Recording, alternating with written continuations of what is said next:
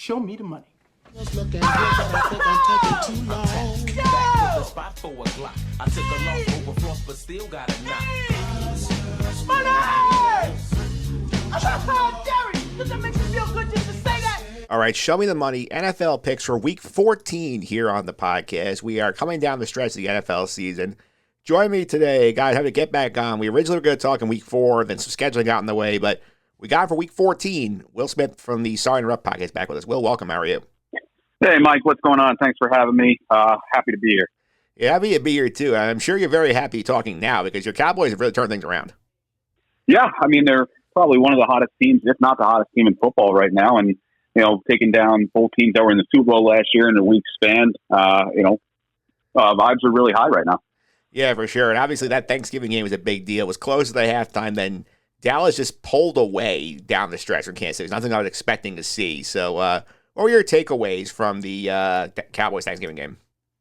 Yeah, my takeaways is it was going back and forth. Obviously, we started with a pick on our end, and it wasn't Prescott's fault. He got hit when he threw it, and they go down and score a touchdown the Chiefs' way, and Dallas comes right back down the field, and it's kind of that vibe of the game where whoever had the ball last was going to win. That was the kind of the vibes there. But what I've learned, over this year, especially offensively, to guard Pickens and CeeDee Lamb is a tall task for any defense. Yeah, for sure. I mean, I'm the big beneficiary in our fantasy league of George Pickens. I can relate to that one, but that duo is very tough to stop. I mean, Lamb has the big plays here. Pickens basically has been like the best receiver in the league this year for the most part outside of JSN in Seattle. Like, they're very tough to stop when they're cooking.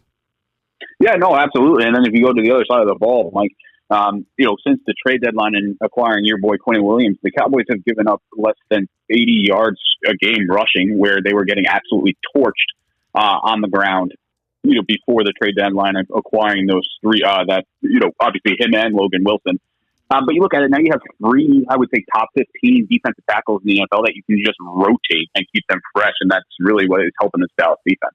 Yeah, for sure. And obviously, we talk about it. They've won, I believe, 4 in a row now? Like, they were 2-5, now they got to 6-5 here. So, what's been the key for the turnaround here? Because I know earlier in the season, we talked about how this might be the worst defense we've ever seen, and the Bengals took that title. But how has Dallas got to the point now where, you can squint a little bit and see a perfect run to the finish?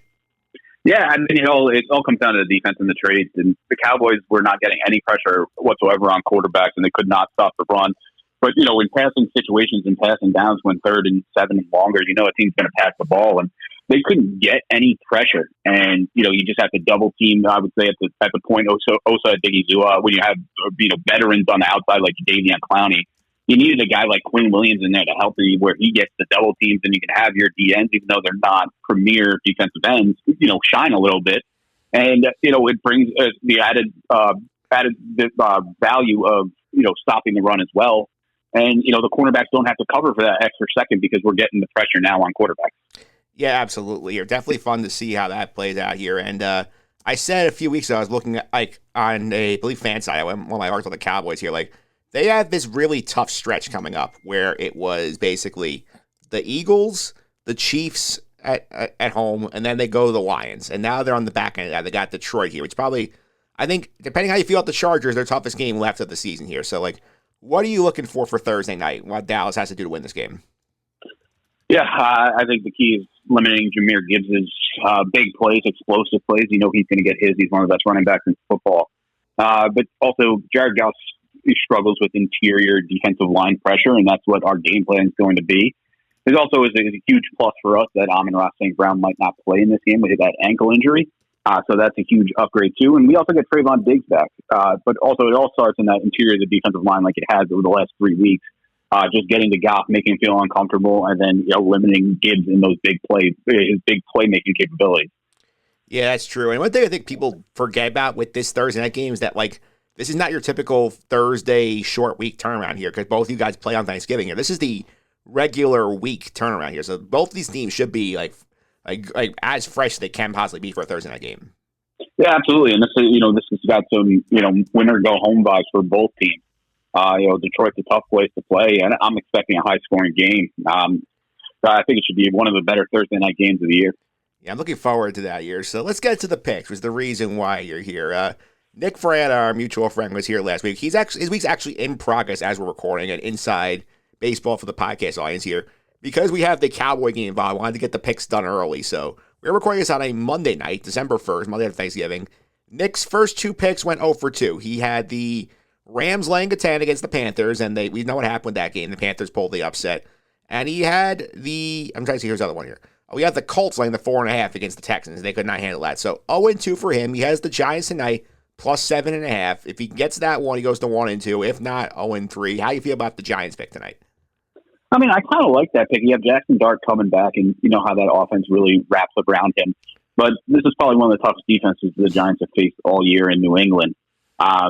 So I could see them covering 7.5 to try to make Drake May make some mistakes early. I could see them, losing by 7, and that hook kind of gets people who bet on the Patriots. Yeah, so that's a spot here. And Nick also pointed out when he made the pick that the Giants have this annoying habit of being right in games, and he thought that was baked into the line here because he made the point correctly when we recorded last week that, for a spread, if one team's 10-2 and the other team is 2-10, 7.5 seems pretty low. Yeah, absolutely. And especially this Giants offense, even if it was Jameis Winston or Jackson Dart, this offense is still putting up numbers against everybody they play. Obviously, their defense lets them down in late game situations, but they're always in a game. It's not like over the recent weeks, it's not like the Giants are losing 40-17. Yeah, so that's what's going on there. My picks went 1-2 last week. I was wrong on Black Friday with the Eagles. And social media, TikTok was apparently full of Bears fans. They were very pissed at my pick. I took the Eagles. The Bears look like they're for real. I mean, if they can keep that running game going, and they have a pretty solid defense. They have obviously a tough ending stretch of their schedule where they have to play the Packers twice with the division and the 1 seed on the line. So I'm excited to see that as well. Yeah, so that was one pick I got wrong. I also got Sunday night wrong. I thought Denver would pull away from this game. They're going to overtime, winning by a point, so they didn't cover the 6.5. Would you like to take a wild guess what my one correct pick was? The Jets. Correct. I had them getting the 2. I said, this is a spot the Jets always win this game when it doesn't matter. And for them, and that was correct. They won. Yeah, the ageless wonder, Nick Folk, nailing, a 54-yarder or 56-yarder to win the game? 56 in the rain at the gun. Love that. Yeah. That's insane. He got the game ball for that, too. Oh, I mean, good for him. And, I see that the locker room was pretty pumped up, even though it's a meaningless win. So I guess that was pretty cool to see if you're a Jets fan. This draft coming up is not a quarterback-heavy draft. So, everybody's like, ruined draft pick. But this is not, one of those drafts where you'd have to be one or two to get that top-tier quarterback, because there isn't one this year.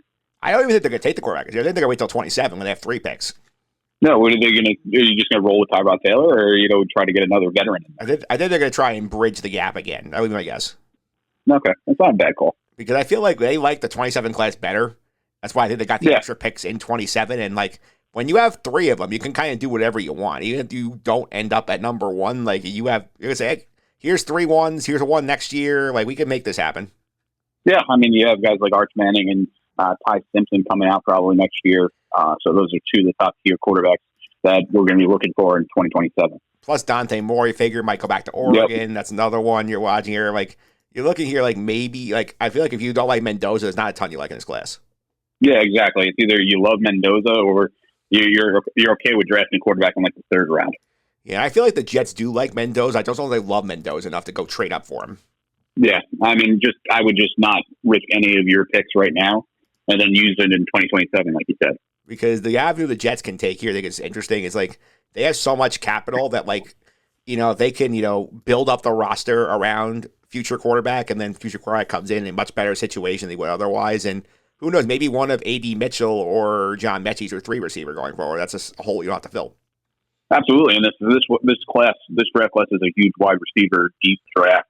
So that could benefit the Jets well. And then, obviously you could bolster the offensive line for that new quarterback in 2027 as well. All right, so on the year, we'll go back to the picks. I kind of went down the rabbit hole here with the Jets. So to reset the records on the year, the challenge after the 2 Nick losses so far are 13-25. It has not been a good year for them. Not good. So obviously up 14-25, the Giants win. 13-26, the Giants don't cover. So you audience will know by the time you're listening to the podcast whether or not Nick got that one. Yeah, absolutely. Yeah, I have a much better year. I have 23-16 so far this year. Oh, that's good. That's a good week. Yeah, good year, actually. Good run from me here. And are you curious how your co-host, I'm sorry to interrupt, did so far this year? Oh, absolutely. I want to hear how both of them, if they've been on, I want to hear how they did. Yeah, Sean came on week 5. He went 1-2. His one pick that was right was your Cowboys against the Jets. Mm-hmm. And your cousin Tom was here 2 weeks ago. He went 1-2 as well. He had a family led me on the Texans on Thursday Night Football against the Bills. So that was his one correct pick. No, that means I have to go at least 2-1 to show those guys up. You had to at least get one because otherwise they could both laugh. You would say you went on and got 1 for 3. That will probably be brought up on the next podcast with the 3 of us if I don't get a pick correct. All right, so let's go ahead. As the guest, you can go first. So where are you going with pick 1? I mean, I wouldn't be a homer if I didn't go on Thursday Night Football. Give me the Dallas Cowboys and the +3. +3 is a nice number here. Like, why? Like, obviously, aside from the homer angle, what else do you like about that pick? I mean, it started at 3.5. I just like, Dallas in the last 2 games, especially against Philly, and they were both +3 in both of those games, and they came out with not only the cover but the overall win. So I like them to do it again. All right, so that's a very sound reasoning there for pick 1. So where are you going with pick 2? Pick 2, we're going to Arizona, where the Rams, coming off a loss, are 8.5-point favorites. This Cardinals team's not very good. They're frisky, they're fun, but they make a lot of mistakes. I like the Rams to win, and I like the Rams to win big, covering that 8.5. I think you like this spot if you're a Ram backer, is that they got their wake-up call in Carolina last week. Now they're pissed. Now they know that they're trailing the Bears for that 1 seed, and you want to come out and put a good effort here. And Arizona's been feisty, but I think the Rams was kicking up a gear that the Cardinals cannot match. Yeah. All right, let's pick 2. Sorry, go ahead. And then my last pick, we're going to Sunday Night Football, Mike. The Chiefs are 3.5 favorites at home. This is a must-win game for them against the Texans, who had a big win against the Colts. I like the Chiefs to cover the 3.5 at home. Why are you going Kansas City? Why am I going Kansas City? Because it's win or die, and you never want to bet against Mahomes. They're sitting there at 6-6. They basically got to win out to have a shot at the playoffs. So I think it starts right here against Houston on Sunday Night Football. You like to know something funny? What's that? We're going heads up on that game because I love the Texans in this spot. Ooh, a little rivalry right there. Yeah, I'm taking the 3.5 points. Houston is right out there with Denver for the best defense in the league. They're playing very well right now. They have big confidence over the wins off against the Bills and the Colts on Sunday. Defense travels well, and I have the hook because I feel like this could be a close game either way. So I'll take the 3.5 here. We'll go heads up on this one because the Texans also are in a dogfight for the AFC South, and they got a big blow against the Colts already, and they have a win on the Jaguars. So they look at it as hey, we take care of our business, we can win the division outright. Yeah, I mean that's not a bad pick at all. I think that's gonna be a hell of a game too. All right, so that's my first pick on the board. Pick 2, we'll stay in the AFC South here. Will, are you aware of the curse of Duval County? I am not aware. What is the curse? Yeah, in case you are not aware, the Indianapolis Colts have not won a game in Jacksonville since 2013. And Jacksonville hasn't been good all those years since 2013. They've won the division twice in that stretch, too, but they have been pretty bad that time. And they are 1.5-point dogs in this game, which I do not understand. So I'm jumping all over that with the Jags because I look at this spot. They're playing well. They got a huge win in Tennessee.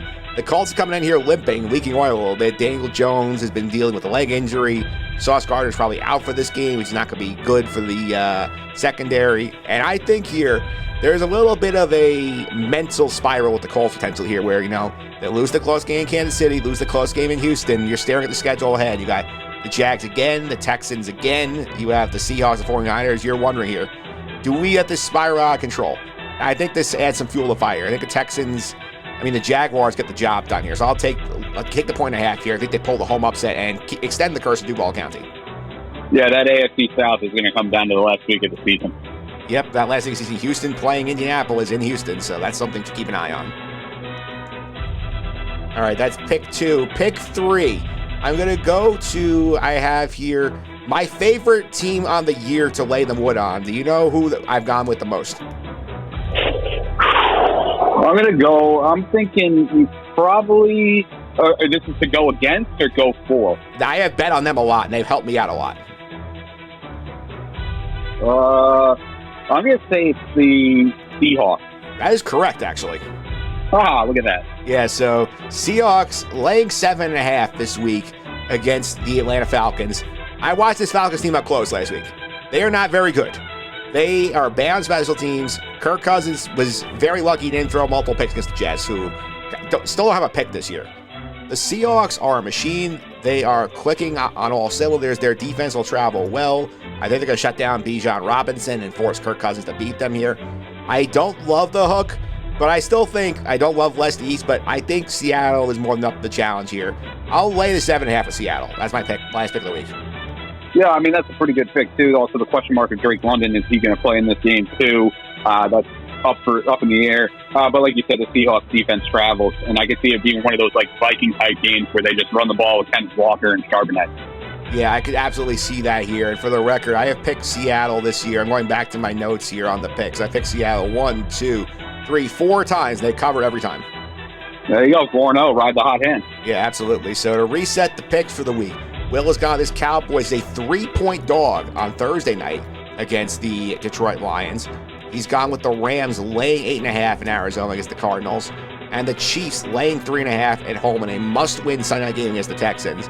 I have gone heads up with him in that game. I'm taking the 3.5 with the Texans. I'm taking the Jags plus 1.5 at home to extend the curse of Duval County against the Colts. And I'm laying the 7.5 with the Seahawks in Atlanta. Those are your picks for Week 14 here on the podcast. And coming up next week, good buddy of mine, Martino Puccio, is making his return to the podcast here. We'll talk about our Jets a little bit, see what we're watching here over the last month of the season, because I think like anybody who's expecting the tankathon here at the Jets, I don't think that's happening. They got at least one more win in them. Yeah, I mean, they played well against Atlanta, like you saw. Their offense was clicking, and the question has to be raised, like, why wasn't Tyrod playing all year? I know it's the Atlanta Falcons, but he actually has the semblance to actually throw the football. So I think you need that to win games in the NFL. As well as things, you look at the Jets and you look at some of the games they lost here, and you feel like if you got average quarterback play, you might be in the wild card race. Mm-hmm. And you looked at that last year where your defense carried you. Now your defense, like you said, doesn't even have an interception on the year. So the offense with Tyrod Taylor looks a lot better than it did with Justin Fields. And that's with minimal Breece Hall involvement and no Garrett Wilson. That's also something to keep in mind here. Yeah, that is very true. Yeah, so here's going to see what happens here. Well, thanks for stopping by. People want to keep up with you guys over on the Sorry Interrupt podcast. Not going to do that. Yeah, so you can follow us on Instagram at Sorry Sports. Twitter, I believe it's the same thing. Sorry Sports as well. And then obviously we're on Spotify and Apple Music, I believe, at Sorry to Interrupt podcast. But yeah, those are our ways to reach us. So give us a follow and, leave some comments. We always get back to you. And I always love being on Phillips' podcast as well. Yeah, you guys crank out the content a lot more than I can. I can put out one a week. You guys are doing like 3, 4, 5 a week. Yeah, I mean, we all take turns. If it's me and Sean or Sean and Tom or Tom and Red, we got a lot of moving parts, and then two guys talk about some things, and then we collaborate all together, and we all talk about the NFL, once a week, or college football, hockey. There's just so many sports going on. Yeah, because I tend to just outsource my stuff to like people for specific things. So like you guys have to have like just like a little rotational group of hosts. Yeah, I mean it's fun talking to whoever it is, if it's me and Sean or me and Tom. I haven't done one with Red, but I feel like that would be fun. But yeah, I mean, we all, feed off each other, and it's great. Yeah, so put that in the queue that you and Red need to do a podcast together. Yeah, I'll bring it up to the CEO, Tom. Maybe do a little fantasy pod. I know that's Red's, his dream zone right there. So maybe talk about a little fantasy playoffs. It's up to Tommy B, as we like to say. Absolutely. Well, thanks for all the time. Really appreciate it. Thanks, Mike. Appreciate it.